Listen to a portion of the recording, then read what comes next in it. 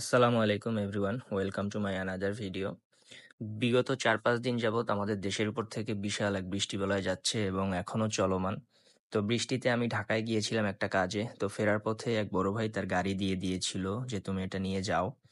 তো ফেরার পথে চিন্তা করলাম যে যেহেতু সাথে গাড়ি আছে তো মাওয়া ঘাট হয়ে যায়।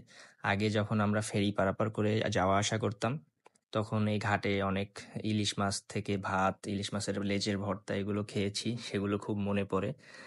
তো সুযোগ যখন পেয়েছি হাতছাড়া করতে নেই, চলে গেলাম সরাসরি মাওয়া ঘাটে। তো আমরা আমাদের কাঙ্ক্ষিত প্লেসে চলে এসেছি। এই যে বাম দিকে যে লাইট দেখা যাচ্ছে এখানেই রেস্টুরেন্টগুলো। তো আমরা যখন পৌঁছেছিলাম তখন মাগরিবের সময় হয়ে গিয়েছিল। আমরা বিআইডব্লিউটি এর ট্রেনিং সেন্টারে এই সুন্দর মসজিদে মাগরিবের নামাজ আদায় করেছিলাম। তো নামাজ থেকে বের হয়ে আমরা আমাদের কাঙ্ক্ষিত রেস্টুরেন্টে চলে এসেছি, নিরালা হোটেল অ্যান্ড রেস্টুরেন্ট। এখানে আমরা আগেও এসেছিলাম, এখানে আমাদের খাওয়ার এক্সপিরিয়েন্স ভালো। তো আমরা পছন্দ মতো দামাদামি করে একটা ইলিশ মাছ নিয়ে নিলাম। তো ইলিশ মাছ নেওয়ার পরে যে কাটে এবং সুন্দরভাবে পরিষ্কার পরিচ্ছন্ন করে প্রস্তুত করে ওনার কাছে দিয়ে দিলাম। তো উনি বেশ ভালোভাবেই মাছটা পেয়েছে, আমাদের জন্য পরিষ্কার করছিল। তারপর উনি কাটার জন্য প্রস্তুত হলো। তখন আমরা বলে দিয়েছিলাম যে ভাইয়া আমাদের জন্য এই কয় পিস করবেন এবং আমরা লেজ ভর্তা খাবো। তো উনি সেরকমভাবে আমাদের জন্য পিস পিস করে কেটে দিলেন এবং শেষে লেজটাও যাতে ভর্তা করতে সুবিধা হয় সেরকমভাবেই উনি লেজটা কেটে ভিতরে দিয়ে দিয়েছিলেন। তো কাটার পরে উনি এই যে সুন্দরভাবে মাছ ধুয়ে রেডি করছিল এবং সাথে আমরা বেগুন ভাজা নিয়েছিলাম, তো সাথে বেগুনও দিয়ে দিয়েছিল। তারপর নিয়ে গিয়েছিল যেখানে ভাজা হবে সেখানে। তো খাঁটি সরিষার তেল দিয়ে দিল এবং বেগুন এবং মাছ সুন্দর করে মশলা মাখিয়ে তারপর ভাজার জন্য প্রস্তুতি নিয়ে এই যে সেই পাত্রে দিয়ে দিল।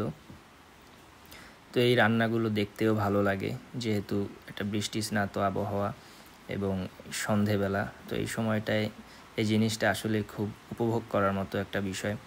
তো আমি দাঁড়িয়ে দাঁড়িয়ে দেখছিলাম এবং ভিডিও করতেছিলাম, জিনিসটা বেশ ভালোই লাগছিল। তো ভাজতে ছিল উনি, ওনাকে বললাম যে একটু ডিপ ফ্রাই করে দিয়েন, কারণ আমি একটু কাটার জন্য এবার মাছ খেতে গেলে আমার ভয় লাগে, কারণ ছোটোবেলায় গলায় শুধু কাটা বাজতো আর আম্মু আমাকে বকাবকি করতো যে তুই মাছ খেতে পারিস না।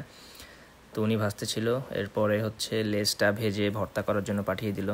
এই যে আমি লেজ ভর্তা করাটাও দেখলাম গিয়ে। তো যে ছেলেটা লেজ ভর্তা করলো ও খুব সুন্দরভাবে পেঁয়াজ, মরিচ, লবণ, সরিষার তেল দিয়ে সুন্দর করে ভর্তাটা আমাদের জন্য রেডি করে দিয়েছিল। আসলেই এখানকার খাবারগুলো বৃষ্টিতে খুব উপভোগ করার মতো। এই যে সব কিছু রেডি করে আমাদের টেবিলে দিয়ে দিয়েছিল। তো খাবার সামনে নিয়ে আর বেশি কথা বলবো না, আমি সাথে সাথে গরম ভাতের সাথে খাবার নিয়ে বসে গিয়েছিলাম। তো খাওয়ার শেষে আমরা আবার পিরোজপুর যাওয়ার উদ্দেশ্যে রওনা দিলাম। তো ভালো কথা, আমার সাথে মুনও ছিল, আমি পিরোজপুর আসবো, তো মুনের সাথে কথা হয়েছিল। তো মুন বললো আমিও পিরোজপুর যাব।